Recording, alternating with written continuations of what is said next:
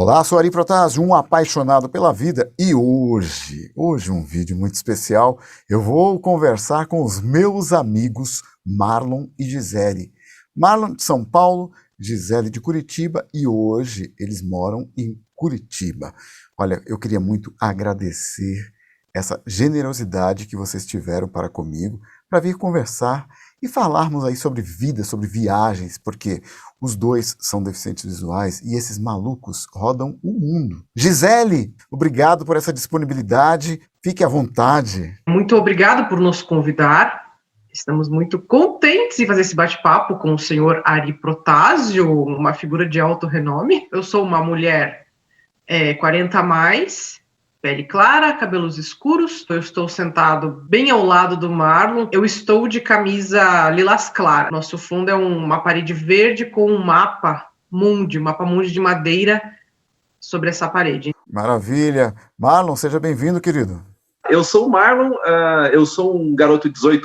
Duvido alguém dizer que isso é mentira, que eu ponho o meu RG aqui nessa tela e provo que é verdade, que eu sou um garoto 18+. A gente está de mãozinha dada aqui, eu e a Gisele, minha esposa querida.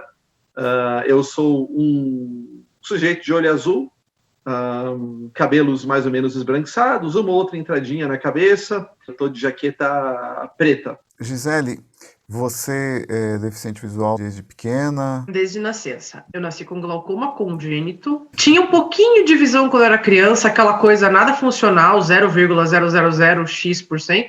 Tá. Mas para mim era bastante. Eu consegui conhecer cores, né, via vultos, luz. Então, assim, eu conseguia, para ter uma ideia, andar de bicicleta no quintal da minha casa e me desviar das árvores. Eu conseguia fazer círculos entre as árvores e número 8, conseguia andar bem de bicicleta, porque tinha essa noção espacial bem boa do terreno que eu conhecia.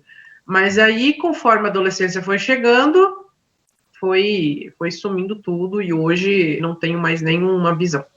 E você, Marlon? Você segue de licença? Eu tenho amarose congênita de Leber, né? Isso pelo menos é o que os médicos dizem. Eu tenho uma outra teoria. Minha teoria é que eu nasci, né, de dentro da minha mãe, e tinha um espelho atrás, cara. A primeira coisa que eu vi quando eu saí da minha mãe foi a minha cara no espelho, e aí minha visão cegou, porque eu sou muito feio. Eu falei assim, não vou registrar essa imagem. Os médicos precisam esclarecer qual das duas versões é a melhor aí. Mas qual é a que você acredita? Não, acredito na minha teoria, cara. Acho que realmente eu saí, bati o olho no espelho e falei, não gosto do que eu vejo, não. Tuf. Eu falei, vou me proteger. Bom, então eu enxergo luz, né? Enxergo luz. Obviamente, quem enxerga luz, enxerga o escuro, né? Que é a ausência da luz. Sim. Mas não tenho definição nenhuma de cor, nada disso. Gisele, você estudou aí em Curitiba. Sim. Como foi o teu período escolar? Eu diria que eu atrapalhei muito na escola. E me orgulho disso. Então, eu sempre estudei em escola regular. Do pré até a 4ª série foi num colégio de freira. Uhum. E eu fazia reforço com uma professora itinerante, né, numa escola de manhã. Eu estudava à tarde e de manhã, algumas vezes por semana, em uma escola. É uma escola, não é para cegos, eles cediam uma sala de aula para ter esse apoio pedagógico, então era eu e mais uns 2, 3 alunos. E a partir da 5ª série, mudei de escola, fui para a escola do estado, e aí as itinerantes iam lá para levar material, para transcrever prova, e no 2º grau, na escola técnica, eu fiz 2º grau técnico de processamento de dados, também era o mesmo esquema. A diferença é que da 5ª à 8ª, os CAPs da vida, não lembro quem que fazia meu material, se era a PADEV, se era a Advipar, se era os CAPs, acho que era algum dessas instituições faziam os livros. A partir do 2º grau, não tinha mais nada desse tipo de apoio. Então, o que a itinerante conseguia fazer, a professora itinerante conseguia fazer, era feito. O que ela não conseguia, não era feito. Depois, eu tentei federal, na época não tinha cotas, né, isso em 97, 98, Então eu tentei 3 anos vestibular, passei no ano 2000 em letras português e inglês, e também não tinha nada de apoio. Mais tarde, acho que uns 2 anos mais tarde, entraram outros colegas que conseguiram colocar JOS no laboratório de línguas da faculdade, mas foi o único apoio. Eu nem isso tive, né, então assim, apoio era eu, a mãe, a irmã, o gato, o papagaio, os amigos, professores, todo mundo gravava coisa para mim. Eu fiz, imagina, eu fiz algumas aulas de grego. Então, assim, os professores, esses dias até eu encontrei, gravavam coisas para mim em fitas. Ano 2002, 2003, gravavam coisas em fitas, depois começavam a gravar coisas em arquivos sonoros. Professora digitava texto quando ela achava que era texto muito importante. Então, assim, foi uma faculdade bem colaborativa, eu diria, mas foi um sucesso. A minha faculdade foi muito mais sucesso do que o meu segundo grau. Perfeito. E para você, Marlon, como que foi essa trajetória? Olha, muito parecida com a Gi. Eu também me orgulho de ter atrapalhado todo mundo. Só eu me formei, né? Porque, obviamente, todas as pessoas que estudaram comigo, todas elas, desde que entrei na primeira série do primeiro grau, né? Todas elas pararam de estudar porque, né, o cego atrapalha os alunos, então nenhum deles conseguiu se formar. Eu tive um caminho um pouquinho diferente da Gi, no sentido de que a minha faculdade foi feita muito depois, né? Por uma opção minha mesmo. Eu frequentei a Fundação Paralivro do Cego na época, né? Não era nem Fundação Dorina Will ainda, dos 8 meses de idade até os 5 anos e meio. E eu fui para a pré-escola, né? E depois da pré-escola, ensino fundamental, ensino médio, tudo em escola pública, né? Muita falta de apoio, muita falta de material. Bastante bullying, né, por parte tanto de alunos que enxergam quanto de outros deficientes visuais, principalmente a galera ali visão subnormal e tal, mas era um outro contexto, assim, né, todo mundo tentando construir a própria identidade e tal, faz um pouco de parte disso. E aí eu fiz colégio técnico, entrei na ET, agora o governo de São Paulo mudou o nome para ETEC, mas antigamente era ET. Eu fiz um vestibular, também não tinha cotas, e passei para o Colégio Técnico Neste Lauro Gomes, em São Bernardo. É extremamente conceituado. E a partir daí, já fui fazer estágio, né? Eu trabalhei na TV Globo, também numa época onde não tinha lei de cotas, né? Então, fiz todos os processos, prova, tudo e tal. E entrei, e dali para frente, a minha vida profissional começou. E aí eu fiz faculdade e tal, depois fiz uma pós-graduação, mais ou menos isso aí. E como é que vocês se conheceram? Como é que foi o encontro desse belo casal? Eu preciso voltar um pouquinho no tempo, porque vocês que estão assistindo a gente aí e que não conhecem bem a questão da computação e da deficiência visual, talvez vocês não tenham noção de como as coisas funcionavam. Então, muito rapidamente falando, a gente usa o computador através de um programinha que faz com que o computador leia, assim como se fosse uma pessoa, o que o computador está escrevendo na tela. Um dia, passa um cego, chamado Marcelo Pimentel, para a ciência da computação na Universidade Federal do Rio de Janeiro. E esse cara, ele vai fazer uma aula de computação gráfica. Porra, cego fazendo aula de computação gráfica com todo respeito, mas é uma bosta, né? Como é que vai fazer? E o professor dele, ao invés de deixar o cara de lado, fala, você não vai conseguir mesmo fazer desenho, então eu vou te deixar aqui quieto. Ele falou, olha, eu troco a minha aula por um projeto. Você vai fazer um leitor de telas brasileiro para atender os outros cegos brasileiros e eu vou te orientar. Você topa? E o cara falou, topo. De modo que um leitor de telas que custava até então $2.000, o que daria aí uns R$20 mil aproximadamente, teve uma versão nacional, que também era um software e uma caixinha, ao custo de R$100. E aí um monte de gente começou a usar computador. Entre essas muitas pessoas, eu e a Gisele. E aí a gente avança um pouquinho para um momento onde a internet chegou no Brasil, mas a navegação por internet, então o bate-papo da UOL, aquela coisa toda, não era acessível. Né? Os leitores de tela que nós tínhamos, os brasileiros pelo menos, não conseguiam ler a tela de um chat da UOL. E aquela galera que fez o leitor de telas, do Marcelo Pimentel lá, esse leitor de telas, ele é chamado de DOSVox, eles pensaram, bom, por que a gente não faz uma sala de bate-papo acessível para cegos, como se fosse um bate-papo da UOL, um bate-papo da Terra, mas que cegos consigam usar, que funcione com DOSVox. Assim pensaram e assim fizeram. E aí, Gil, o que aconteceu a partir daí?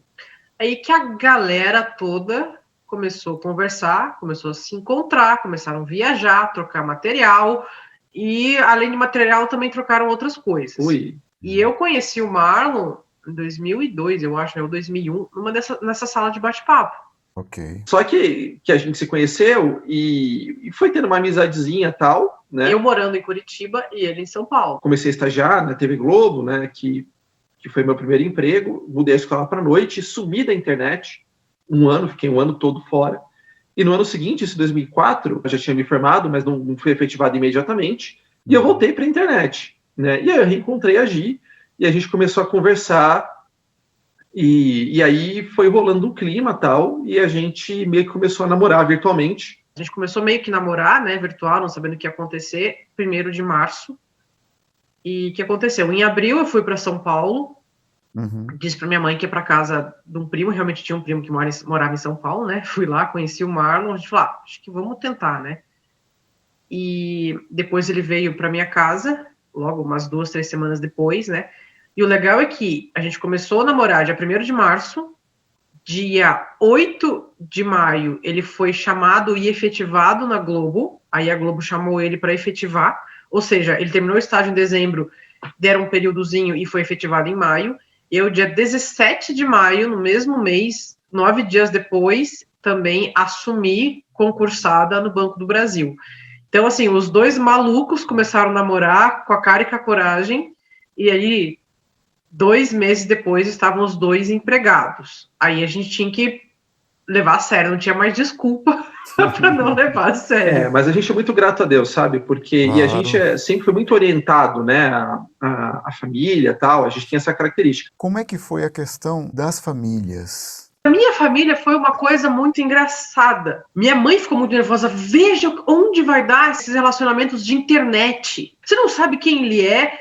E o meu pai conheceu o Marlon e ficou, olha, ele parece um cara bacana, é só vocês levarem um namoro a sério. Tanto que daí a próxima vez que foi para São Paulo foi muito engraçado. Eu ia para São Paulo, meu pai fez a minha mãe ir junto. Eu fui contar pro Marlon, ele ficou mais bravo que eu. Todo mundo recebeu a gente muito bem. Aí aconteceu uma coisa maravilhosa, que foi o seguinte, eu saí com a Gisele, né? E a minha mãe, Ari, ela é uma pessoa que assim, se eu chegar para ela e falar assim, mãe, ganhei o prêmio Nobel de Física, ela vai falar para mim assim, legal, filho, você estudou, né? Faz sentido. É isso que ela vai me falar. E foi sempre assim, mãe, comecei a trabalhar na Globo. Que bom, filho. Poxa vida, você estudou muito, né? Bom. Eu vi ela te dando parabéns na pós. Na pós, ela falou assim, parabéns. Eu dei uma olhada. Ela falou assim, parabéns. Ela falou assim, parabéns. Eu dei uma olhada nos seus competidores, eles também eram bem legais. Bom, por que eu tô contando essa história? A gente saiu o dia inteiro, a gente foi no shopping, fomos no cinema, coisa assim, e as duas mães ficaram juntas, em casa, né? Ficaram na casa da mãe do Marlon. Só confabulando. Né? Isso, exato! Nós chegamos e ficamos na sala escutando as duas confabulando na cozinha. Elas não ouviram que a gente tinha chegado. E a minha mãe falou assim, então, meu filho é um cara sério, é um cara trabalhador, é um cara que vai cuidar muito bem da sua filha. Mas a minha filha é uma moça de família, uma moça que vai na igreja, que estuda, que está fazendo faculdade. Olha, mas o meu filho é um menino educado para ser um bom marido. E aí eu estava quase entrando na cozinha falando, mãe, me apresenta esse cara que eu quero conhecer muito ele, mãe. Né? Porque assim, para mim filho, que bom, né? Que bom. Mas para a sogra não, meu filho. Eu cheguei a primeira vez na casa da Gisele com um amigo. A gente estava namorando, mas eu cheguei como amigo, assim. E fui muito bem tratado. E eu durmo cedo, normalmente. Eu não consigo ficar acordado até muito, muito tarde. E, culturalmente, a família da Gisele fica. Deu meia hora de dormir, eu falei, gente, licença, eu tô um pouco cansado, eu vou me retirar. Vou dormir, então, boa noite e tal. Beleza, dormi gostoso e tal. No outro dia, acordo, desço para tomar café, falo, oi, bom dia! E minha sogra, bom dia. Opa. E a Gisele já tinha ido trabalhar, né? E eu fiquei tomando um gelo, cara. E aí, daqui a pouco eu ligo para ela e falo, Gi, eu não sei se eu falei alguma coisa errada ontem à noite, mas aconteceu alguma coisa aqui. Estão me tratando de uma maneira esquisita e eu não sei o que eu fiz de errado. Quando ele foi dormir, tinha ido todo mundo lá em casa comer pizza, minha cunhada com meu irmão e minha irmã com... Então, na época, E aí, assim que o Marlon subiu, a bocuda da minha cunhada, então esse que é o teu namorado? Aí que minha mãe ficou pé da vida. Eu já tava desconfiada. Eu já tava. Aí que eu percebi, minha mãe ficou muito brava e meu pai falou, olha, é só vocês serem pessoas sérias. Conta como que foi a reação da sua família. Então, a minha família, assim, bom, primeiro que a minha irmã falou, como é que você quer namorar essa menina à distância? Você não trabalha, ela também não trabalha, você não tem dinheiro nem pra pagar com telefônica, vou ficar namorando aí? Meu irmão é um ser extremamente sensível. Depois a minha mãe falou, olha, filho, você vai casar com quem você quiser, vai namorar com quem você quiser e tal, mas assim, o planejamento era você se casar com alguém que enxerga, porque você sabe, eu sei, que a sua vida vai ficar mais fácil se você tiver alguém que consiga dirigir no meio da noite para ir ao médico ou ler alguma coisa para você e tal. E uma pessoa cega não vai conseguir fazer isso. A minha primeira recepção na casa da mãe do Marlon foi pior que na minha casa. A mãe dele me recebeu, seja bem-vinda, tá? Aí ele me apresentou o cachorro. Uma hora a mãe dele saiu da sala, foi não sei aonde, fingiu que foi pra cozinha, foi comprar. Acho que ela foi comprar alguma coisa no mercado. Aí o cachorro pulou no meu colo e me deu um beijo. Olha, o seu cachorro me deu um beijo. Ele, já que o cachorro te deu um beijo, então eu também posso te dar. A mãe dele, quando chegou, ela assim, venham aqui, vocês dois na cozinha. Vamos, claro, né? Achando que ela ia servir café, porque ela foi comprar pão. Nada! Ela chegou assim, você é namoradinha do Marlon? Eu falei, acho que sim, né? Então, aqui na minha casa não tem sexo. O Marlon não tem emprego. Quando vocês quiserem transar, o Marlon pede dinheiro pro pai e vocês vão pro motel. E outra coisa, se engravidar, eu não vou cuidar de neto nenhum. Eu olhei assim. Ela falou assim, entendeu? Entendi. Ela saiu, mas ela falou assim, o que eu fiz? Eu falei, não sei. Eu falei assim, eu tinha acabado de dar um beijo na boca no moleque, não sabia nem como que ia ser o namoro, se ia ter namoro. Beleza. Eu falei, Marlon, essa velha tá meio adiantada. Ele disse, olha, ela é meio assim, tá? Não liga. Reconsidera. Surgiu os empregos, a gente combinou. Então, vamos casar? Vamos fazer o seguinte, vamos juntar dinheiro, daqui 1 ano e pouco a gente conversa. Então a gente juntou dinheiro, eu trabalhando, ele trabalhando, daí 1 ano e pouco, vamos casar? Vamos. Compramos um apartamento, eu consegui a transferência para São Paulo, que era mais fácil eu ser transferido do que ele, né? Tá. Então, aí saiu a transferência em novembro, e em fevereiro a gente casou. Como é que surgiram as viagens? A partir de quando que vocês começaram a ter esse amor por viajar, essa paixão que vocês demonstram aí para muita gente que conhece vocês? Bom, amor sempre tivemos, né? O que não tínhamos era o dinheiro para viajar. O que aconteceu? Nos primeiros anos, a gente começou muito a ficar indo para casa de família nas férias, né? Até porque, assim, primeiro ano, estava longe da família, então tudo meio perdido e tal. Só que acontece, em 2008 nós terminamos de pagar o apartamento. Em 2009, passamos umas férias, nível família Buscapé. Muito Buscapé, cara, muito. Sabe aquela casa de praia da tia, que tem pernilongo, barata, lagartixa, chuva na praia, rodovia para atravessar se você quiser ir para a praia, cheio de barro no caminho. Ou seja, não foi nada divertido. Eu falei, Marlon, a gente já quitou o apartamento, a gente quer viajar. E eu tô um pouco cansada de ficar só pra praia no final de ano, praia nas férias, praia com família Buscapé. A gente podia melhorar um pouco o nível, né? A primeira grande viagem que nós fizemos para fora do país, nós pensamos em custo-benefício. O que nós podemos fazer fora do país e ao mesmo tempo viajar e passear, mas que não seja tão caro.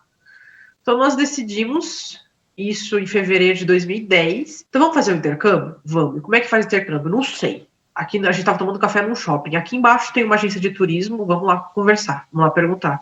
E a moça tirou as nossas dúvidas. A gente foi para o Canadá, em Vancouver. É uma cidade praiana também. E com muita coisa para fazer. Então a gente estuda, tem o apoio da família, tem o apoio da escola, faz amigos na escola e consegue passear. Essa menina da agência de viagem, ela teve um atendimento, assim, fora de sério, cara. Em nenhum momento ela ficou, nossa, mas vocês são sérios? De boa, assim, descolada, assim, vocês querem ir, que legal, tal. Conta pra gente aí os países. Tem esse aqui que funciona assim, assado.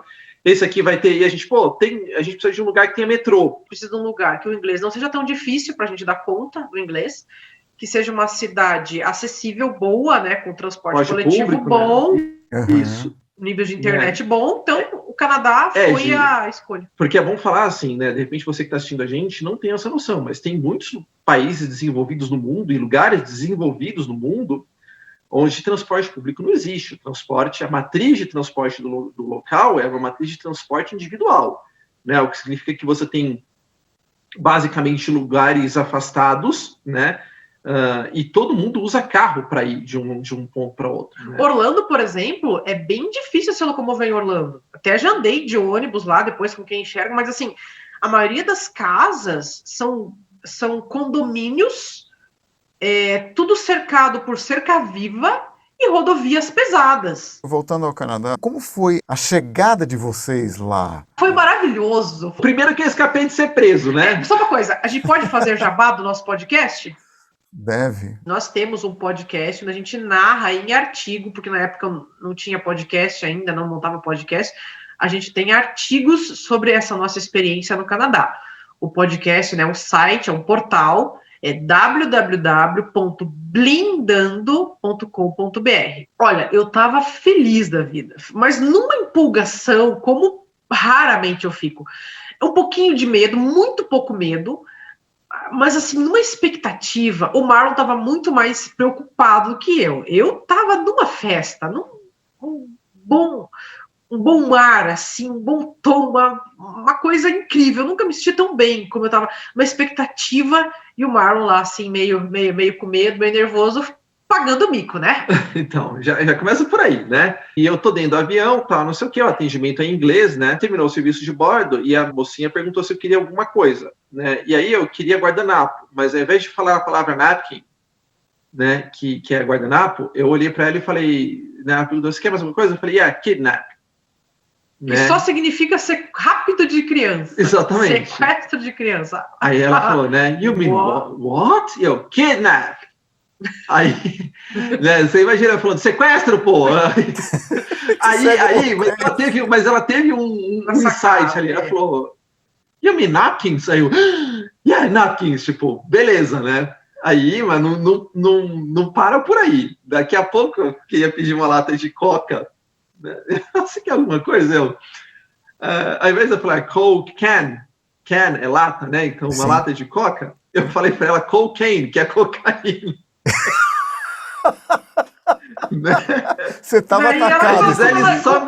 Como ela já sabia que era meio Chapolin Colorado ali, ela falou, sir, you mean cocaine? Ok, a Coke can for you. Isso, né? Então, assim, primeiro que eu já consegui não ser preso, né? Isso já foi muito bom. Cara, mas sequestrar, ainda pede cocaína.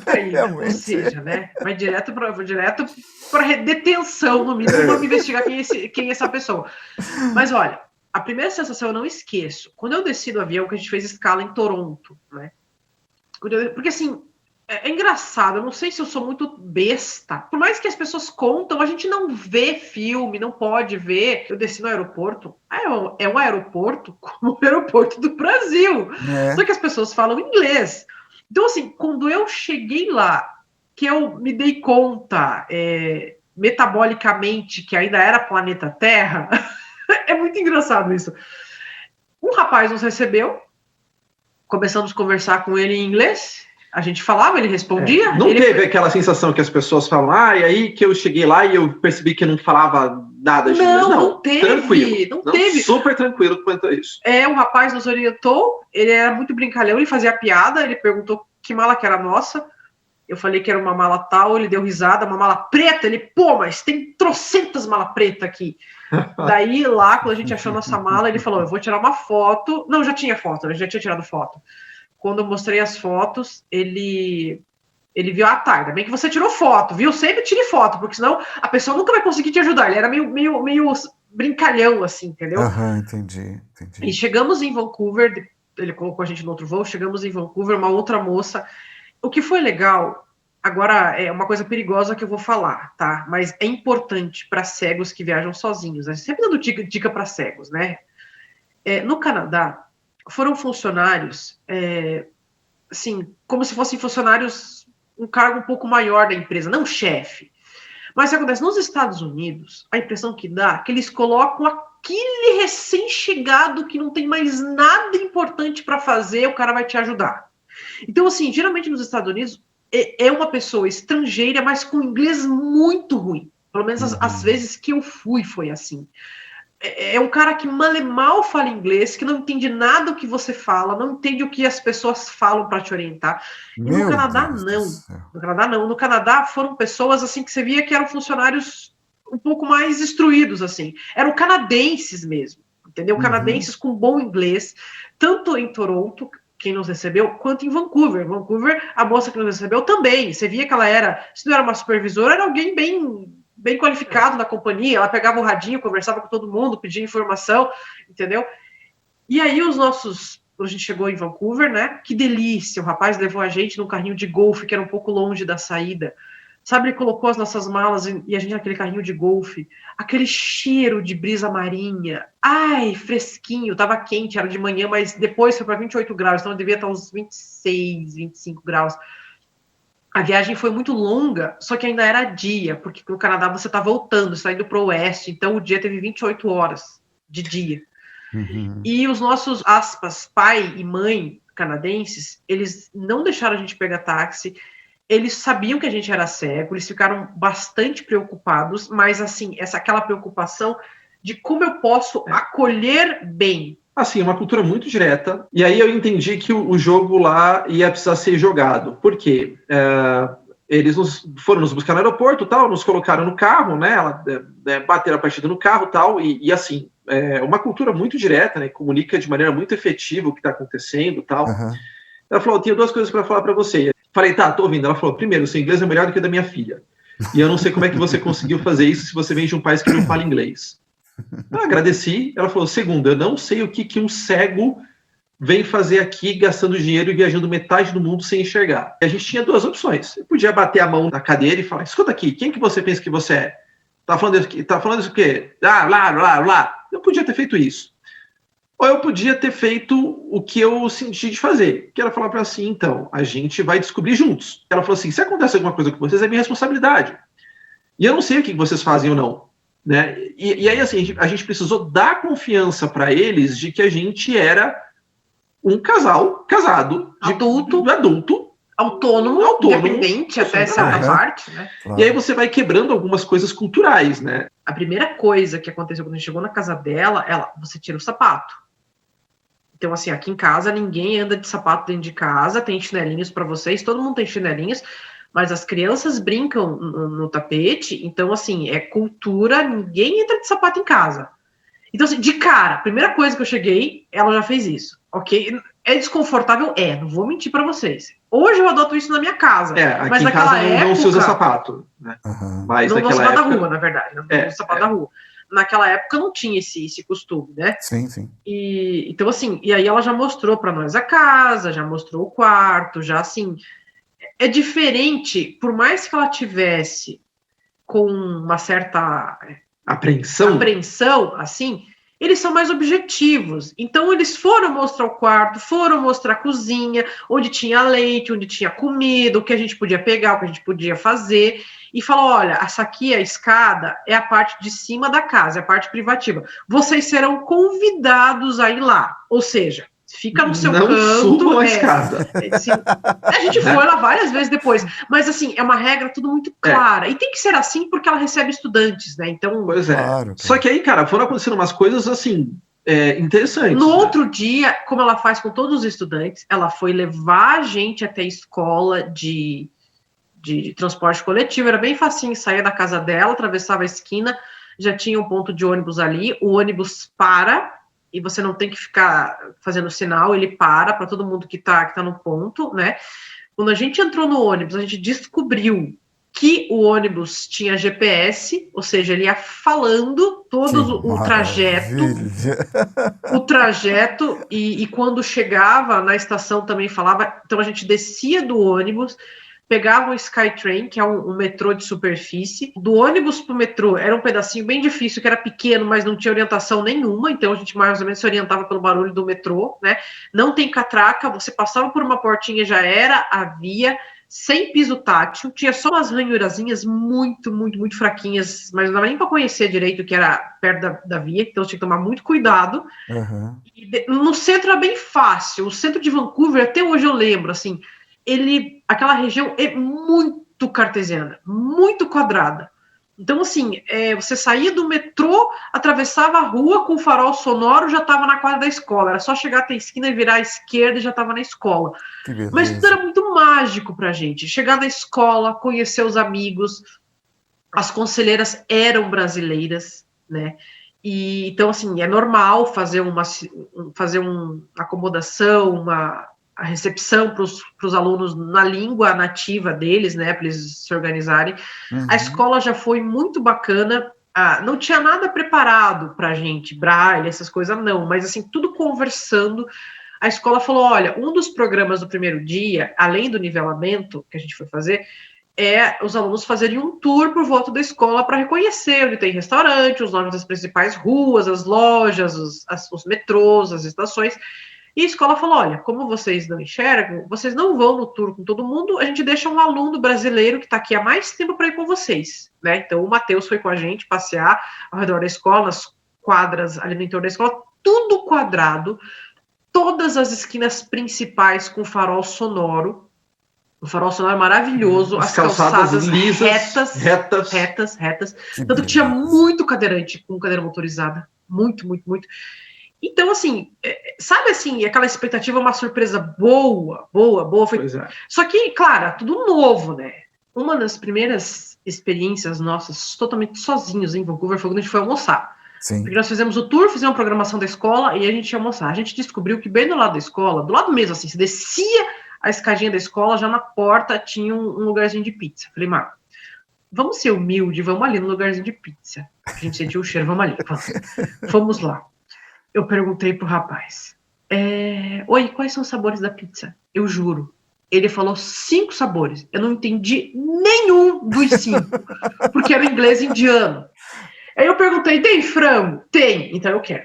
E o Mauro perguntou, tem pepperoni? Tem, então é esse que eu quero.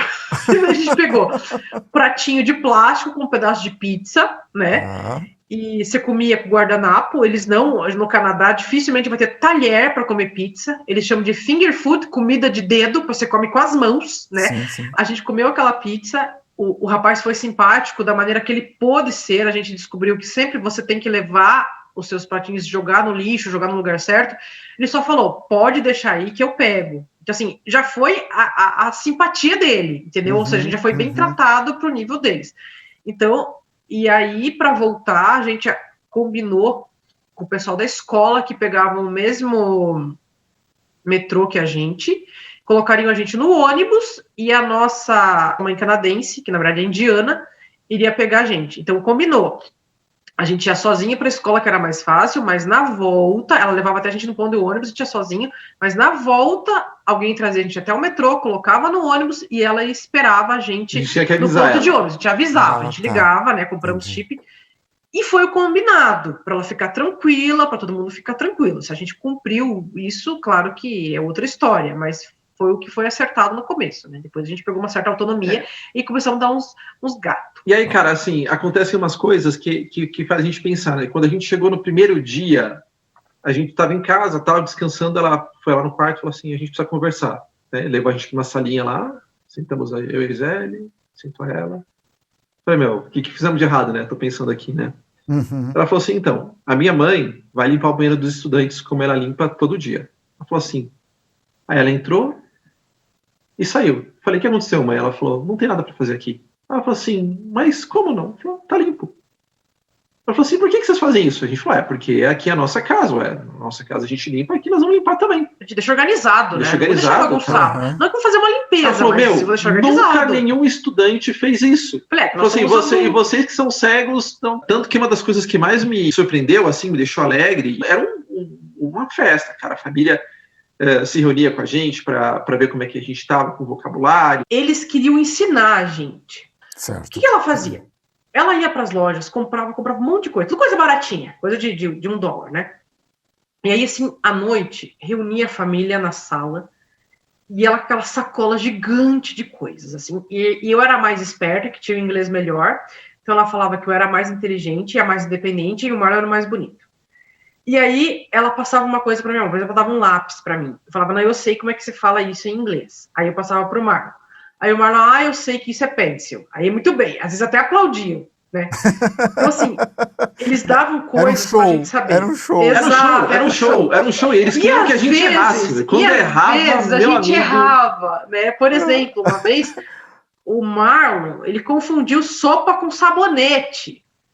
Imagina a festa entre soup e soap. Entendeu? O Marlon fala errado. Mas foi uma festa. E as crianças, né? Tinha uma criança de 9, uma menina de 9 e um menininho de 4 ou 5 anos. Então, assim, era a festa da família fazer aquela atividade com a gente. Legal. Então, nós fomos assim, a gente foi conquistando. Eles embarcaram no projeto, né? E quando a gente voltou, ela falou assim para mim, olha, a gente aprendeu muito com vocês, porque quando vocês chegaram aqui, a gente achava que vocês não iam fazer nada, que vocês iam ser quase que vegetais, e vocês estão saindo daqui, para mim, como 2 pessoas normais, iguais a quaisquer outras pessoas. Ali, pelo menos, para mim, a gente conseguiu mostrar, porque eles tinham mente aberta para aprender, a gente conseguiu, de alguma forma, graças a Deus, mostrar para eles, eu tenho certeza que a garoto, ou mesmo o casal, assim, na vez que eles encontrarem um deficiente visual, da próxima vez, eles vão ter um olhar completamente diferente de como é que as coisas funcionam, né? Então foi super legal e tal, e putz, a gente meio que mantém contato até hoje. Sim. Tenho muita vontade de visitá-los. E quando for para Vancouver, certamente vou visitá-los. Então, assim, Ari, para concluir, valeu super a pena essa questão do intercâmbio, mas, assim, a gente não tentou impor para as pessoas a nossa maneira de pensar ou o que a gente era ou deixava de ser, né? Essa foi a maneira que a gente sentiu de fazer. Então, a gente não foi militante, vamos dizer assim, né? Então, sabe, não teve nada de... Você está pensando o quê? Você acha que eu não sei fazer? Olha aqui, você não pode falar assim comigo. Tipo, não. Uma outra coisa, a cultura tem suas nuances, então você precisa observar a cultura do outro país. A gente só aconselha, quando você vai para um lugar que não é o seu país, que não é a sua cultura, e as pessoas vão ter dúvidas sobre como é que funciona a questão da deficiência visual, a ter um tom conciliador ali, principalmente quando você tem mais tempo para trabalhar, para mostrar, para fazer as suas coisas, né? Porque se você tem um discurso militante ali, um discurso de briga, você vai deixar o clima do seu intercâmbio péssimo, numa casa que você vai morar por muito tempo. Como é que fica isso, né? Então, assim... Você precisa cativar as pessoas, elas precisam entender que você é autônomo, que você tem a sua independência, e mesmo para quem não tem deficiência, observar a cultura e não disturbar a cultura da casa. Então, por exemplo, ela queria que a gente usasse óculos, de tudo quanto é jeito, porque ela tinha medo que as pessoas não percebessem que a gente não enxergava e atropelassem a gente, né? E aí, não, vamos com óculos, põe um óculos, não tem problema nenhum, põe um óculos. Meu irmão, pega o busão, cara, depois do 3º ponto, ó. Você tira o óculos. Eu perguntei na escola, né, ela falou, olha, as pessoas, vocês têm que usar óculos para identificar que vocês são cegos, porque ela estava com medo que as pessoas fossem atropelar a gente e depois falar, mas eu não sei porque eles eram cegos, mesmo os dois estando com bengala. Ela nunca pegou metrô em São Paulo, tá? Então é por isso que ela falou isso. E eu fui perguntar, eu falei, na escola, falei, gente, eu tenho que usar óculos, é meio que cultural cego usar óculos para identificar que é cego. O pessoal falou não. Então nós decidimos, perto deles a gente usou óculos para deixar eles confortáveis, e quando chegava na escola, um ambiente muito mais descolado, jovem, né, internacional, a gente não usava, ficava de boa. Entendeu? Justamente por causa disso, quer dizer, tem que fazer uma concessão também, é um convívio, né? Claro. Então, assim, eu entendo que para alguns puristas isso pode parecer um pouco complicado, e cada um é livre para viver do jeito que quer, mas o que a gente aconselha é literalmente fazer a regra do bom convívio. Quer dizer, vai me matar usar óculos? Não vai, principalmente se eu tiver que usar óculos só perto deles. Então uso, cara, tá tudo bem para mim. E aí foram para lá e passaram todo aquele momento de grande aprendizado. E aí rolou a primeira viagem mesmo de descanso. Qual foi essa viagem? Conta para nós aí. E se teve algum perrengue? Como é que foi essa primeira experiência? Vocês estavam acompanhados? Estavam sozinhos? Como é que foi isso? A nossa primeira viagem foi em 2011, um cruzeiro na costa brasileira. Porque aconteceu? O Marlon trocou de emprego de uma hora para outra. E como ele trocou de emprego, ele ia ficar sem férias coletivas, né? Então, ele falou, olha, eu tenho 2 semaninhas, a gente precisa viajar. Eu falei, então, já sei. Vamos fazer um cruzeiro, que nós temos muita vontade de fazer cruzeiros? Vamos. Decidimos na quinta, no sábado embarcamos. Como que é o navio? Não sei, a gente vai descobrir tudo na hora. E foi isso mesmo, a gente chegou em Santos, pegamos um táxi até o porto, pedimos para o taxista nos entregar no balcão da companhia, nos despachar no balcão da companhia. E de lá começou a aventura, né? Os funcionários nos levaram até o navio. A gente não se deu conta que entrou no navio. A gente estava andando pelo porto, de repente passamos um negócio de metal, passamos por um raio-x, a gente, são os procedimentos, sei lá, alfândega, né, sei lá o que é Porto, e de repente chegou numa recepção, e a gente perguntou, quando que a gente vai entrar no navio? O rapaz falou, vocês já estão no navio. Vocês informaram a companhia que vocês eram cegos? Não deu tempo, porque Beleza. decidimos na quinta e no sábado sábado embarcamos. Hoje eu informo, tá? Vocês não sabiam que estavam na recepção do navio? Como é que é isso? Não, o navio é muito grande, né? O ambiente da recepção é tudo muito grande, muito aberto. Tinha só os barulhos de motores, como é o porto inteiro, né? Cheio de barulhos, mas não tinha outra coisa que pudesse dar a dica que já era o navio. Hoje eu sei que aquele negócio de metal que a gente passou é a rampa que faz a ligação do navio, né, do barco em si, com a plataforma de desembarque, com o pier. Mas na época eu não sabia. Tá. Aí a gente pediu para alguém levar a gente até o quarto, e aí eles designaram alguém, era um brasileiro, né? Eu falo isso porque nem todo mundo sabe, mas um navio, mesmo que ele socorra na costa do Brasil, ele é um ambiente internacional. Né? Porque o navio não fica no Brasil inteiro, ele viaja, ele vai para outros lugares. A tripulação embarcada vem de todos os lugares do mundo. Né? A pessoa levou a gente para o quarto, a gente descobriu que tinha braille nas cabines. Foi uma bela surpresa. E se não tivesse braille nas cabines, a gente teria se lascado. Mesmo tendo braille, a gente se perdia o tempo todo, porque todo mundo se perde nos corredores do navio. Você nunca sabe se você está indo para frente, se está indo para trás, se está para a direita, se está para a esquerda. Depois você começa a ter um pouco mais de noção. Mas lembrem, era o nosso primeiro cruzeiro, a gente não conhecia nenhum navio. Imagina. E aí ele já falou, pô, vocês querem que eu leve vocês para comer e tal, né? Depois que mostrou o nosso quarto e tal. Não, sobe por esse elevador aqui, vai e tal. A gente meio que foi perguntando para ele como é que funcionava o navio, né? Uhum. E aí a gente chegamos no restaurante, aí já, né, você apresentou o cara, falou, olha, eu sou o coordenador aqui do restaurante e tal, mas eu ajudo vocês, acabou ficando nosso amigo. E aí, dali assim, funcionou bem, né, gente? Fomos explorando sozinhos. O navio não é difícil porque é um ambiente controlado, ou seja, tem número limitado de andares. O que você precisa é mais ou menos conhecer o mapa, né? Por exemplo, é importante você saber o andar que a sua cabine é. Tem teatro, então andar no teatro. Se o teatro está na frente do navio, você já aprende que você está indo para frente. O andar dos restaurantes, onde fica os barzinhos, tem muito barzinho no navio, onde fica o show ao vivo. Só que como são coisas limitadas, você consegue fazer esse mapa mental. Você vai se perder? Vai, você e todo mundo. Aconteceu alguma situação engraçada ou desagradável que vocês recordem nesse momento? A gente estava aportado em Búzios, né? Uhum. Os iates ali em volta dava para saber que tinha iate, porque dava para ouvir música, o pessoal fazendo festa e tal. Tá. E eu estava lá na varanda e tal, tinha pedido uma champanhe, veio num baldinho de gelo. Tá. E aí, né, bebemos a champanhe, noite quente, eu sem camisa na varanda da cabine, 8º andar. Eu pensei, vou jogar o gelo na água. Jogava uma pedrinha. Criança, né? Nerd, pra ver o barulho. Jogava outra. Tá. Agora eu vou fazer o meu sonho de infância, cara. Eu vou jogar todas essas pedras de uma vez só. Aí peguei o balde, fiz o impulso para trás e joguei o balde, né? Mas assim, agarrando o balde. Literalmente jogou o balde. Agarrando o balde para o balde ficar na minha mão, mas todas as pedrinhas de gelo saírem voando dele e caírem na água ao mesmo tempo. Tá. Problema, o balde estava molhado, ele escorregou da minha mão e foi lançado ao mar. E caiu com estreito lá embaixo. E a Gisele falou assim, eu não acredito que assim, você jogou o balde. Veio o rapaz, porque as cabines, assim, você na varanda, outra pessoa consegue ver você na varanda, né?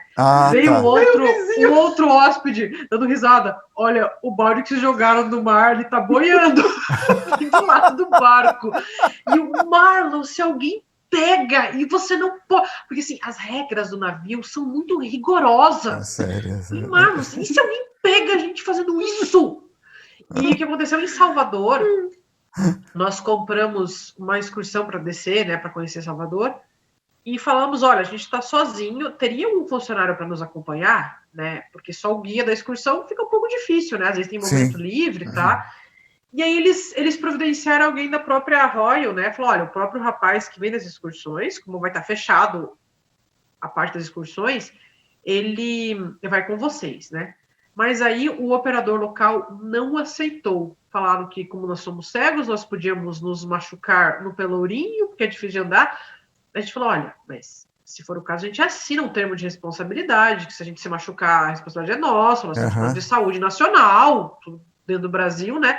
Não, eles não aceitaram devolver o nosso dinheiro. Até hoje eu não sei se realmente foi o operador ou se foi alguma coisa da Royal. Acredito que foi o operador.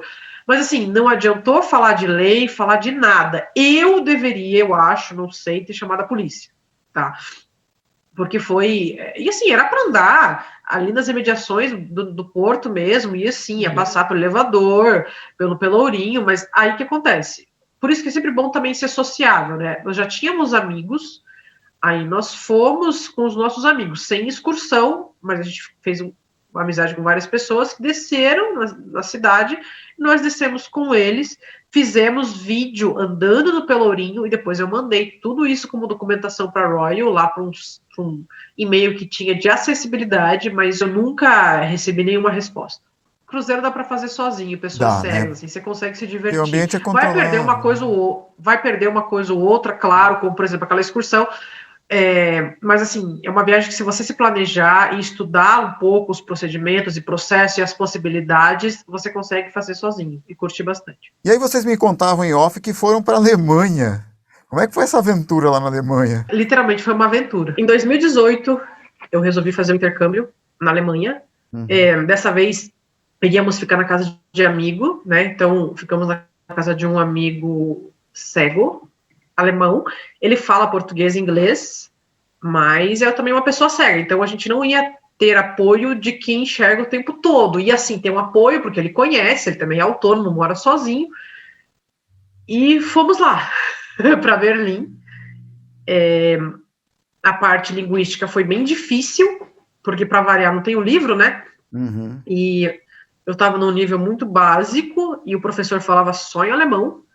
Então, qualquer dúvida que eu tinha, se eu perguntasse, tinha que ser em alemão, e ele ia me responder em alemão, ou seja, se eu não sabia o que significava uma palavra, ele tentava me descrever com outras 10 que eu também não sabia. Então, assim, acredito que eu devo ter aprendido bastante, mas linguisticamente foi cansativo, porque a aula era toda em alemão.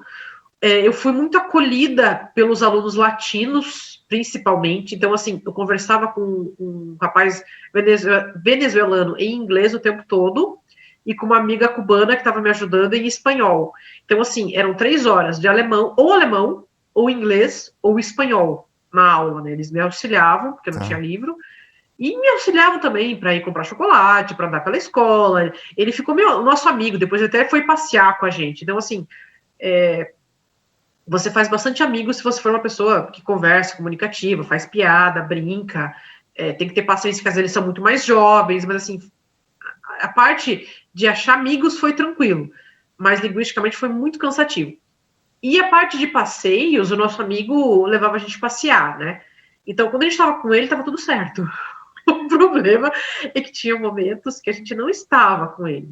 E aí, eu tive meus primeiros momentos sozinha, simplesmente assim, passo a passo foi uma vitória, porque andar em Berlim com alemão básico, um lugar cheio de trem, assim, tem estação que é muito antiga, perigosa, não tem funcionário, não tem catraca. As ruas lá são muito, muito largas. Então, assim, a calçada é larga.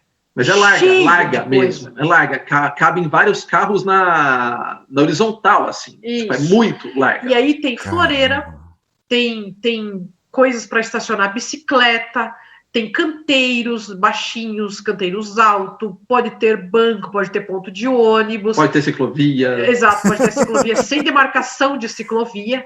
Né, você sabe que é ciclovia, porque vem um bicicleteiro muito gentilmente e fala, olha, você tá na pista. Você ouve pim, ouve zoom, aí você fala...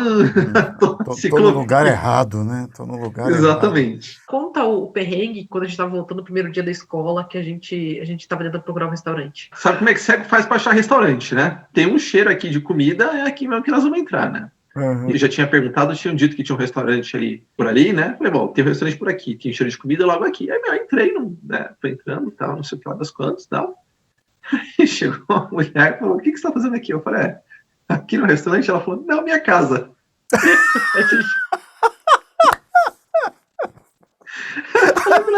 ela falou, o restaurante é o próximo. Isso aí. Mas a porta estava aberta, a porta da casa estava aberta. Tava, cara, tava. E você simplesmente foi entrando. E aí, quando a gente chegou no restaurante, eu descobri, não tinha ninguém no restaurante, a gente só sentia o cheiro e não tinha ninguém. Eu falei, Marlon, depois eu fui descobrir, é um restaurante rápido na Alemanha, que você se serve e daí vem o cara só te cobrar. Então, assim, a gente chegou no restaurante, não tinha ninguém para servir, nós sentamos na mesinha, continuou não tendo ninguém, aí chegou um cliente, porque ele abriu, perguntou que bebida que você quer, eu falei o que eu queria, ele abriu a geladeira, colocou na mesa, foi lá no caixa, pagou e foi embora. Daí eu falei, ixi, Marlon, caramba! É um total self-service. Aí nós tomamos a bebida, aí a gente foi lá no caixa, aí apareceu um turco lá, que cobrou a bebida da gente, mas eu falei, Marlon, é um restaurante self-service, totalmente self-service, assim. Acredito que se eu tivesse pedido comida pro turco, ele ia servir a gente, mas largou mão. Vocês já tiveram em vários países, né? Quais foram os países que vocês passaram? Inglaterra, França, Espanha, Alemanha, Luxemburgo, Suíça, bem rapidinho, Suíça, Itália, Holanda, Suécia, Estônia, Finlândia e Rússia. Lembrando que algumas dessas passadas foram rápidas, foram só em algumas horas, quando o cruzeiro para e você vai conhecer e... Na América Central, a gente fez Cuba, fez Belize. Rapidinho, Honduras, aí teve México, Estados Unidos e Canadá. E aqui para o Cone Sul, a Argentina, Chile, Uruguai e Chile. Também visitamos a Áustria. Gostaria que vocês deixassem uma mensagem de tudo que vocês vivenciaram até hoje. Minha principal mensagem é: sejam gratos, porque a gente foca muitas vezes no que a gente não tem. Eu não tenho a visão, eu não tenho o cargo, eu não tenho a quantidade de... Eu não tenho isso, não tenho aquilo. A gente foca muito no que a gente não tem. E tá tudo bem, mesmo porque algumas coisas que você não tem, você pode lutar para ter, você tem que ter objetivos na vida. Só que uma coisa é você ter uma noção do que você não tem, né, e construir um objetivo de vida, e outra coisa é você focar no que você não tem. Quando você foca no que você não tem, o foco é foco. Você só olha aquilo que você não tem. E isso faz você ter uma visão distorcida da vida, né? Então, eu sou extremamente grato a Deus por tudo que Ele me proporcionou. Sou extremamente grato por ter a esposa que eu tenho, a família que eu tenho, os amigos que eu tenho. Saber que na vida, muitas vezes você não tem algumas coisas, e algumas dessas coisas você não vai conseguir ter. Visão, por exemplo, é uma coisa que muito dificilmente eu vou conseguir ter. Mas o Criador, ele nos dá uma inteligência e uma mente que pode ajudar a contornar alguns obstáculos que a vida nos apresenta. E eu acho que a vida sem enxergar é basicamente um sem fim de contornar um obstáculo depois do outro, depois do outro, depois do outro. Usando criatividade, usando, às vezes, outras bênçãos que Deus te dá, como algum amigo, algum parceiro, algum companheiro, às vezes usando recurso financeiro mesmo, né? De vez em quando você precisa pagar um pouco a mais por um acompanhante especializado, no caso de viagem ou alguma coisa assim.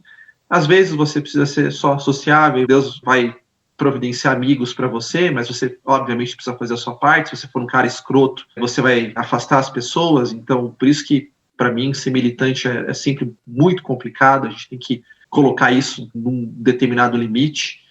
E para mim é isso. Além da gratidão, eu acho que a gente precisa levar a vida com mais leveza e serenidade. Todos temos problemas, mas a maneira com que a gente passa esses problemas pode ser diferente. Eu posso passar um problema bem difícil, mas com leveza, e muitas vezes é Deus que vai dar essa serenidade, né? Não é fácil, mas eu vou passar o meu problema, vou achar uma solução e talvez eu não tenha gasto tanta energia, não tenha me aborrecido tanto se eu tiver levado aquilo com leveza, né?